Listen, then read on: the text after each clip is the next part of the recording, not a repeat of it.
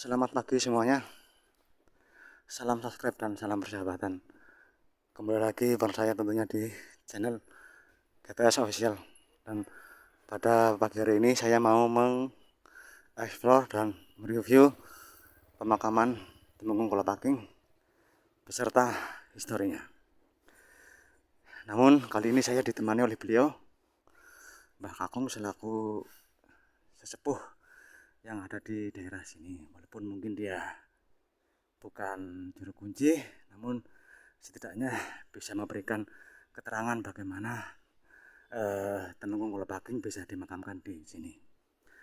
Oke, saya ucapkan terima kasih kepada yang sudah subscribe.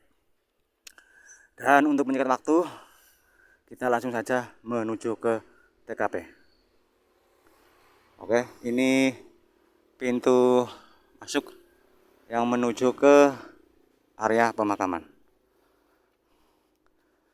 Bisa saya informasikan, cuaca cerah. Permisi Mbah, Assalamualaikum.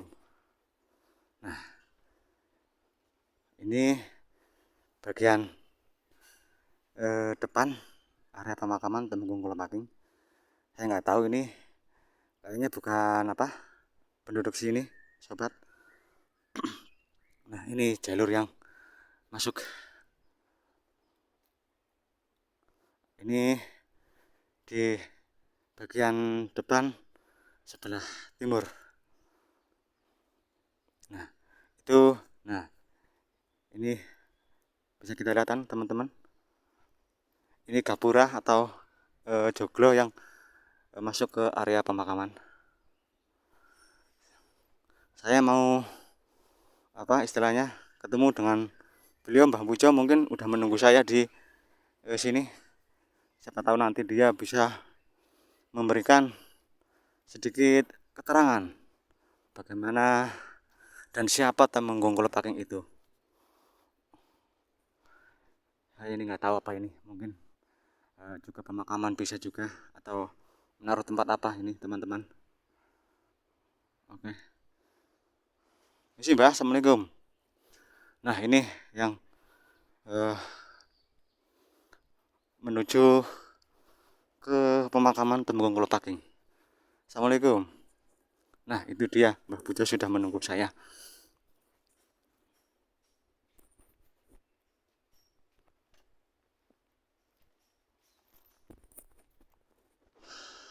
Assalamualaikum, Mbah. Waalaikumsalam warahmatullahi wabarakatuh. Boleh tahu siapa namanya, Mbah? Nama saya Pujo Iswaji. Pujo Iswaji. Usianya berapa, Mbah? Saya lahir di Kabupaten Kolopaking Karanganyar 1930. 1930. Berarti berapa, Mbah, sekarang? Ada 90-an ya, Mbah? 93. 93, Mbah. Iya. Luar biasa, tapi kayaknya kok masih sehat sekali ini. Alhamdulillah, ini berkah daripada saya menjunjung tinggi nama baik Kolopaking. Oh, gitu ya, Mbah. Iya, saya sangat mendukung tinggi kejayaan dan perjuangan Kolopaking. Luar biasa, Mbah Pujo usianya 93 tahun masih diberikan kesehatan, teman-teman. Luar biasa. Nah, begini, Mbah, ya sebelumnya saya minta maaf kalau sudah mengundang Mbah ke pemakaman Temenggung Kolopaking, karena ya agar saya sendiri dan penonton YouTube semuanya bisa tahu sebenarnya Temenggung Kolopaking itu siapa dan mengapa kok bisa dimakamkan di daerah Kalijirek, Mbah. Ya. Begini ya. Orang tahu Temenggung Kolopaking, namun tidak tahu dari mana asalnya. Jadi saya akan menceritakan Temenggung Kolopaking itu nenek moyangnya siapa begitu. Asal mulanya itu kan di daerah istimewa Yogyakarta, ya Kerajaan Mataram Islam. Itu ada seorang sesepuh yang namanya Ki Ageng Mangir Wonoboyo. Ini bukan bupati, bukan raja. Kebetulan daerahnya Ki Ageng Mangirwonoboyo itu berada di wewengkon Kerajaan Mataram. Jadi menurut peraturan zaman dahulu, apalagi kok berada di wewengkon Mataram, sedangkan yang jauh saja kalau sudah mengakui keagungan Mataram, dia harus tiap tahun memberi upeti, bulu bekti. Oh begitu ya Mbah. Iya, nah ini Ki Ageng Mangirwonoboyo ini karena dia itu merasa tidak diberi oleh Mataram, tidak pernah memberi upeti. Sedangkan Mataram akan menyerang tidak berani karena Ki Ageng Mangirwonoboyo ini punya kelebihan begitu. Nah, kok bisa dimakamkan di daerah Kalijirik, Mbah? Itu dulu-dulunya kenapa? Oh, ini sebenarnya ini panjang sekali. Jadi setelah Ki Ageng Mangirwonoboyo ini ditaklukkan dengan cara kasar tidak bisa, dia ditaklukkan dengan cara yang halus, yaitu dia dijadikan menantunya lewat putranya Panembahan Senopati yang pembarep jadi pengamen. Nah ini Ki Ageng Mangirwonoboyo III tertarik lantas dijadikan istri. Setelah jadi istri mengandung, dia tahu bahwa mertua saya adalah musuh saya, maka Putri Pembayun, putrinya Panembahan Senopati, mengajak sowan silaturahmi ke Mataram. Ya, begitu masuk wewengkon Mataram, pertama kali prajuritnya ditahan. Kedua kalinya masuk lagi regul, senjata yang jadi piandelnya keris dan ditahan. Lantas masuk. Setelah masuk menghadap Panembahan Senopati, dia mau nyembah tapi justru malah dibunuh. Mau nyembah tapi dihantamkan karena sudah tidak punya senjata yang menjadi andalan, dia meninggal. Gitu ya Mbah. Keraton memutuskan kalau ini nanti anak saya lahir perempuan ya keluarga, kalau laki-laki tetap musuh. Dan dia lahirnya itu laki-laki, namanya Ki Maduseno. Nah, kalau Arum Binang itu siapa Mbah? Nah itu saya agak tidak begitu jelas sejarahnya ini. Sebab dia itu pada waktu itu berpihak pada penjajah Belanda. Ini maaf, ini sejarah ya. Oh iya, ya nggak apa-apa Mbah. Iya. Nah ini Ki Maduseno mengembara di daerah Bantul, Kulon Progo, sampai punya istri. Saya tidak jelas siapa istrinya. Sedangkan dia meninggal saja, makamnya dirahasiakan. Saya pernah ke sana mencari makam Ki Maduseno di Bantul, di Kulon Progo, di Wates, tidak ketemu. Sebab ini dulu orang penting, jadi iya memakamkannya itu sering-sering sandiwara. Kadang-kadang datang pisang dikubur. Sopo Maduseno. Nah, padahal ini bukan Maduseno. Jadi di mana beliau itu wafat dikubur. Sampai sekarang saya entah ini keterangan daripada keluarga Kolopaking yang pernah mensurvei.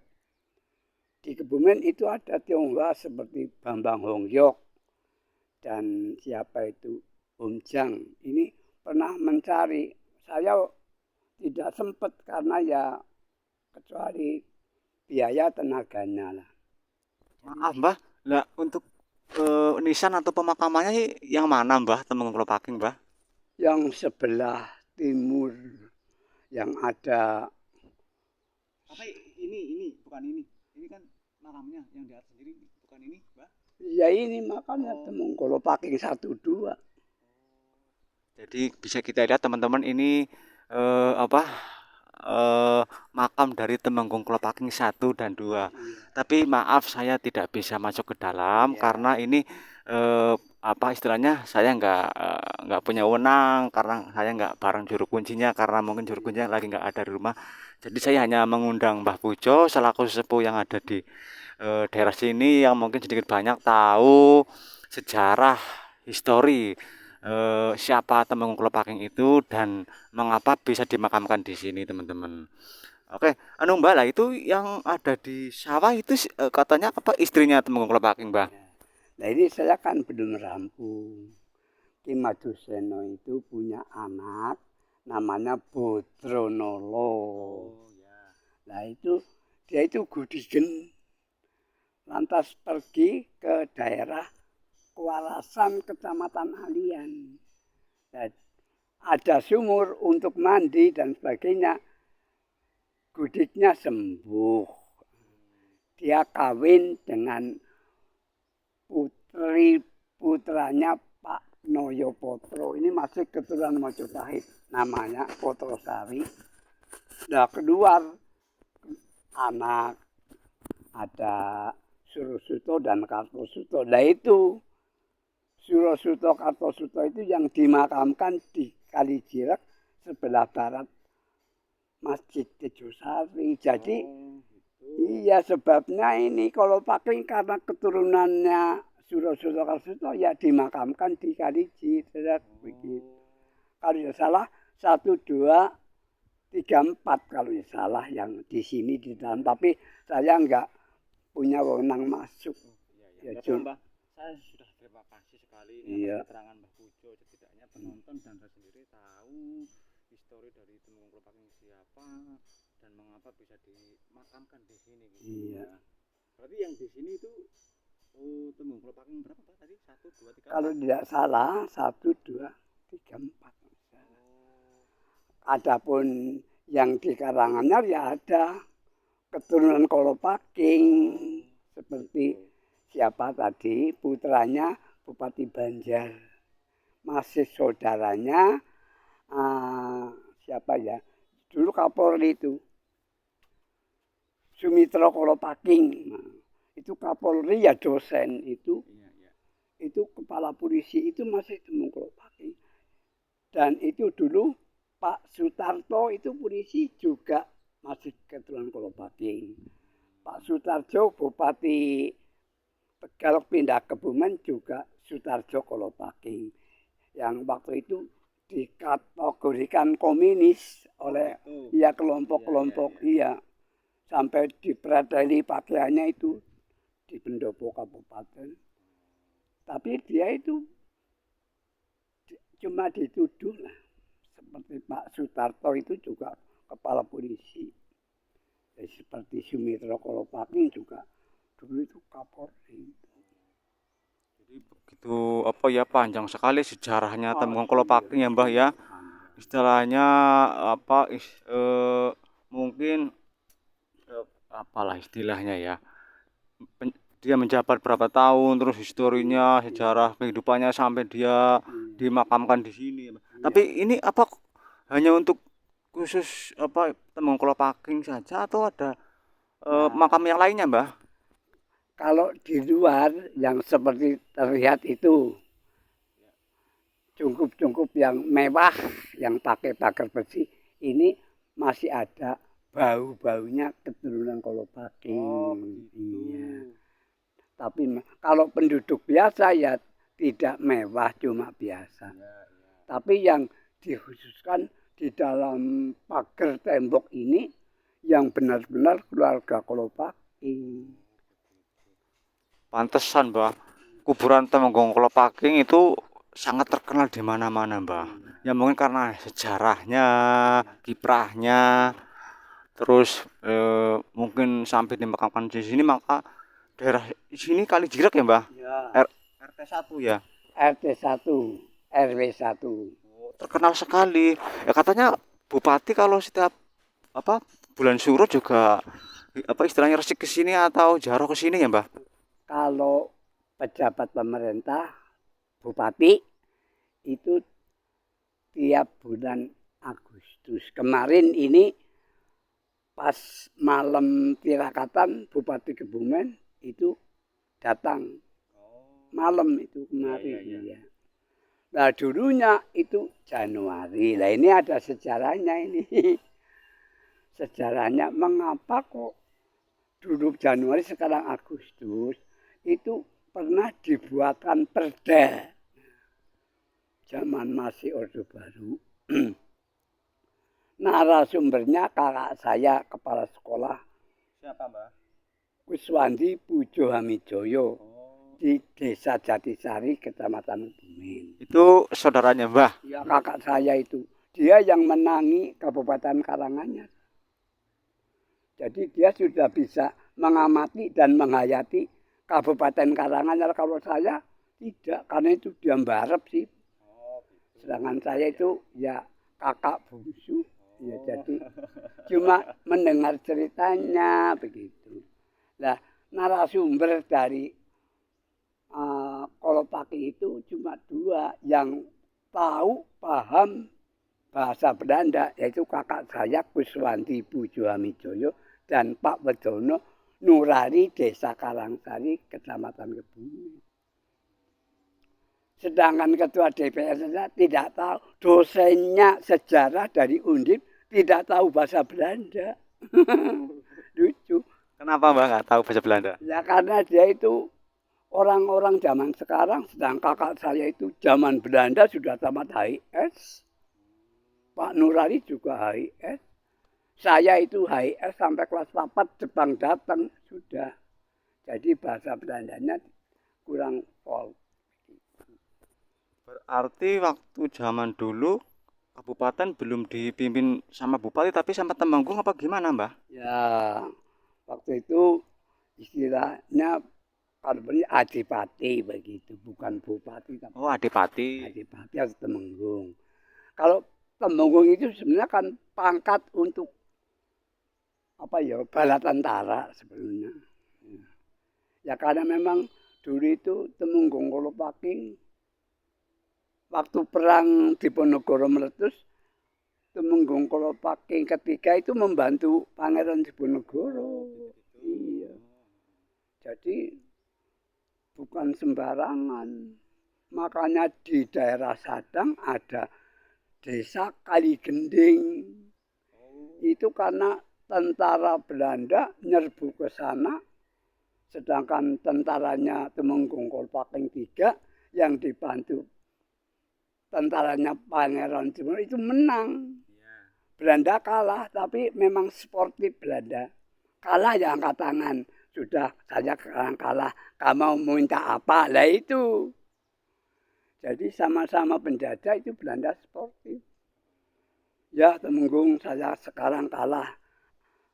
Saudara mau minta apa? Nah itu saya minta supaya saudara saya di Banjarnegara ya, dijadikan Bupati Karanganyar dan Bupati Banjarnegara.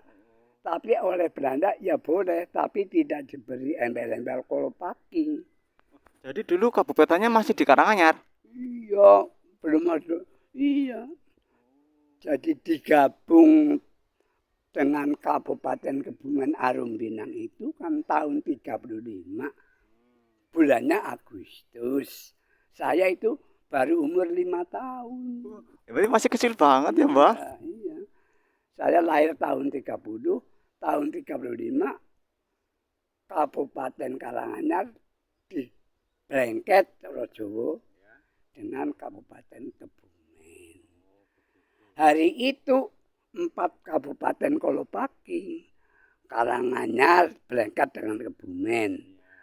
Kabupaten Ambal, Kecamatan Ambal Kebumen dulu itu kabupaten. Oh, jadi Ambal juga kabupaten ya, Mbah? Iya, itu panglimanya namanya Gamawijaya. Orang sakti ya Gamawijaya itu. Itu juga di Blengket dan Kebumen.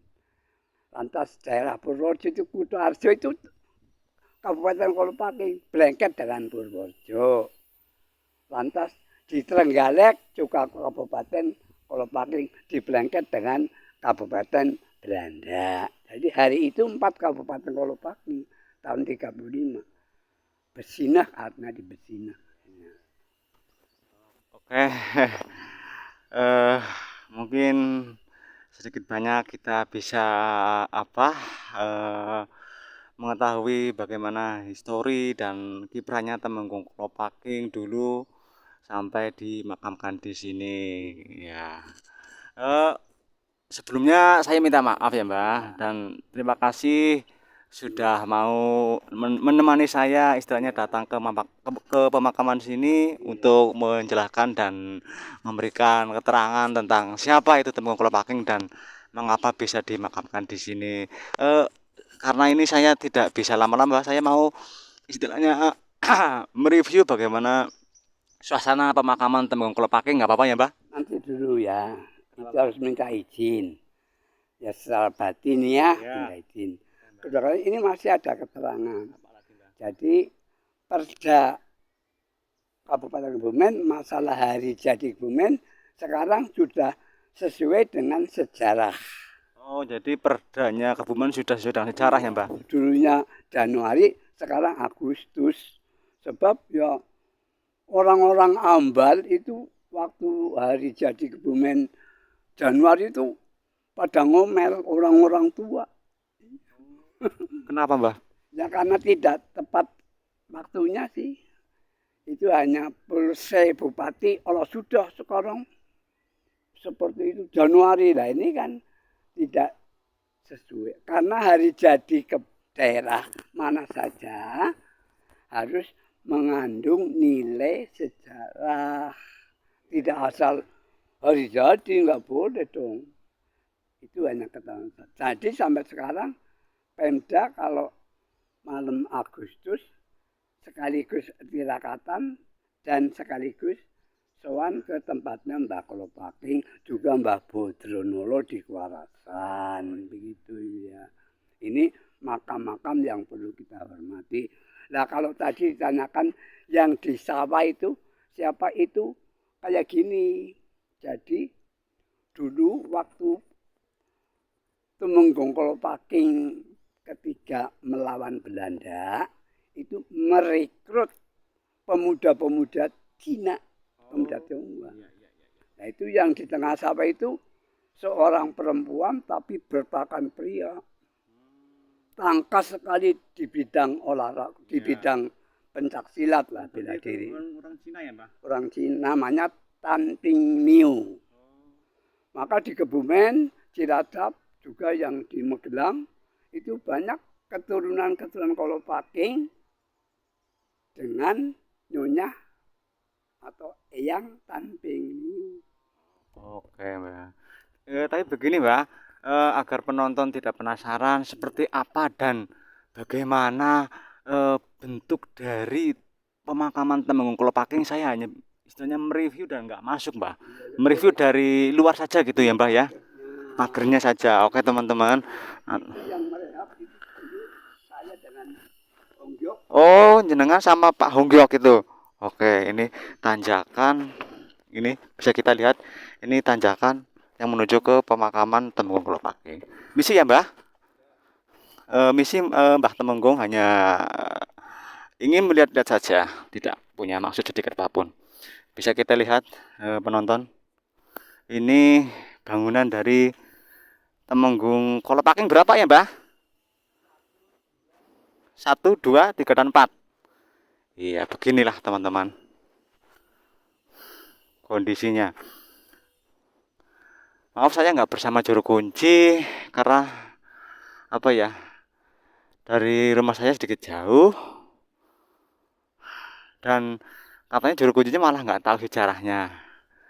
Dan tujuan saya hanya ingin mencari tahu bagaimana histori dari Temenggung Klopaking dan mengapa bisa dimakamkan di sini. Jadi saya mengundang beliau Mbah Pujo selaku sesepuh, walaupun mungkin dia bukan ahli sejarah yang sebenarnya, namun kan dia penduduk sini dan orang sepuh yang disepuhkan di daerah sini, daerah Kalijirep. Nah, ini juga istilahnya yang kita lihat ini adalah istilahnya apa ya, punggawa-punggawa dulu waktu zaman Temenggung Klopaking. Oke, gimana sobat YouTube? Ini bisa dibilang megah, bangunannya besar. Pokoknya ini apa ya? Keluarga dari Temenggung Kolopaking. Saya nggak bisa mereview ke dalam karena saya nggak bersama juru kunci dan juga nggak mau sembrono gitu. Karena ini bisa dibilang pemakaman agak sedikit keramat. Oke, coba kalau yang ada di sebelah. Nah, kalau ini siapa, Mbak? Pemakamannya siapa, Mbak? Nah, ini, Mbak. Oh, semuanya ini, Mbak. Karyawan Pertamina. Oh, kok mengapa dimakamkan di sini, Mbak? Oh, berarti masih ada kerabat dengan Temenggung ya, Mbak? Oh, jadi pemakaman yang di sini ini masih ada kerabat dengan Temenggung Kolopaking. Makanya di sini terkenal dengan pemakaman Temenggung Kolopaking karena kebanyakan itu dari kerabat dan keluarga Temenggung Kolopaking. Oke. Kalau yang ke sana itu sudah penduduk sini ya, Mbak? Oh, berarti di sini oh variasi ya, nggak khusus kerabat Temenggung ya, Mbak? Hmm. Oh, ini Ndoro Liwon, kerabat.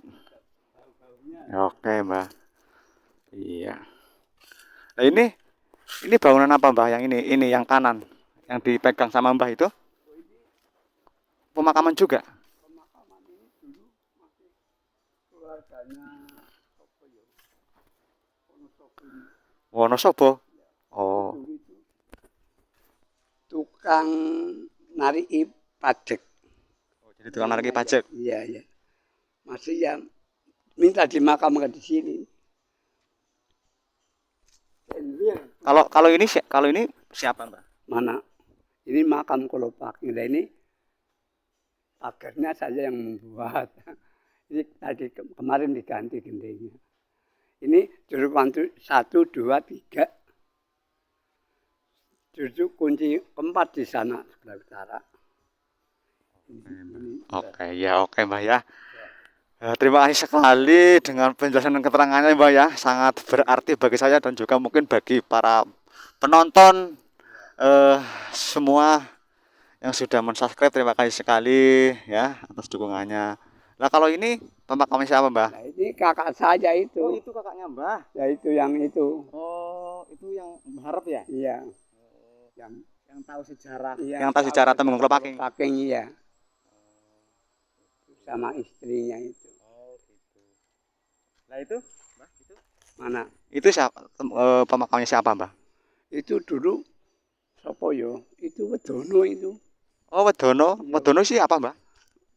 Pangkat di atas asisten di atas camat sebagai koordinator antara camat dan bupati Wedono. Iya. Nah, ini apa, Mbak? Ini pesanggrahan untuk kalau ada yang mau nginep di sini. Tadinya rumah joglo, sekarang diganti. Dulu ini waktu joglo ya untuk terawih bulan puasa di sini.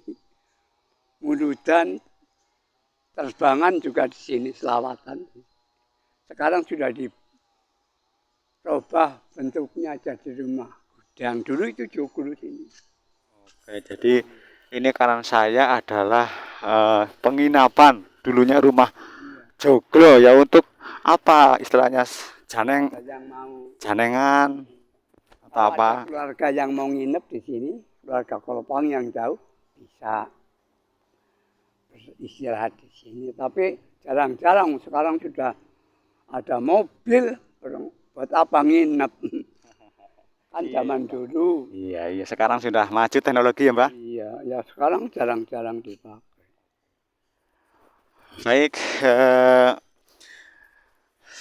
oh ya istilahnya begitu penjelasan dari beliau Mbah Pujo Iswaji. Setidaknya kita bisa mengambil kesimpulan dari pemakaman Temenggung Kolopaking ini, bagaimana historinya, mengapa bisa dimakamkan di sini, oke teman-teman. Baik, kalau begitu eh sekali lagi saya ucapkan terima kasih atas dukungannya bagi teman-teman, dan yang belum support, saya tunggu supportnya dengan cara mensubscribe, like, share, dan komen. Dan sebagai salam terakhir, saya ucapkan satu rasa, satu hati, satu tujuan. Wassalamualaikum warahmatullahi wabarakatuh.